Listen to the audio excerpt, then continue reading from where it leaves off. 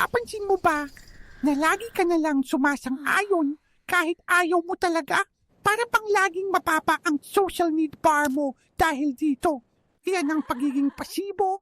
Ang iyong sim ay may sariling mga gusto pero takot siyang sabihin ito sa iba. Ang pagiging assertive ay parang pag-level up ng iyong charisma skill. Hindi ito pagiging masungit o bossy. Ito ay ang pagsasabi ng iyong nararamdaman at pangangailangan sa isang kalmado at magalang na paraan.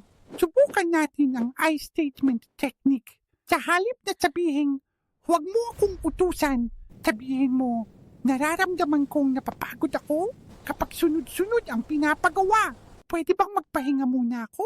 Tingnan mo, ang iyong sim ay nakakakuha ng confident moodlet. Ang kanyang social at fun bars ay tumataas. Magsimula at sa maliliit na bagay. Practice makes perfect. I-level up mo ang iyong assertiveness at panoorin kung paano gumaganda ang iyong mundo.